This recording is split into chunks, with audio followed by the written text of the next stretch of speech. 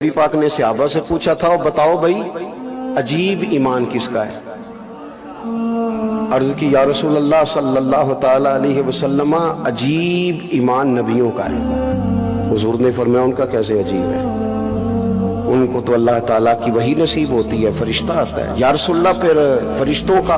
फरमाया वो तो अल्लाह ताला के अर्श के गिर्द रहते हैं, तस्बीहात पढ़ते हैं, जन्नत दोज़ख को देखते हैं, अल्लाह के लौह कुर्सी अर्श को देखते हैं, उनका कैसे अजीब हुआ।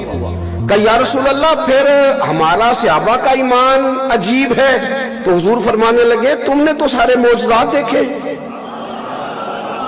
तुमने तो मौजज़ात देखे हैं, तुमने तो चांद के दो टुकड़े होते देखा है, तुमने तो गोया पत्थरों को कलमा पढ़ते देखा है, तुमने तो दरख्तों को सजदा करते देखा है, डूबे सूरज को आते देखा है, मेरे हाथों से तुमने पानी के चश्मे निकलते देखे हैं, तुम्हारा कैसे अजीब है। तो हुजूर फिर आप बताएं ना, अजीब अनोखा प्यारा निराला ईमान किसका है।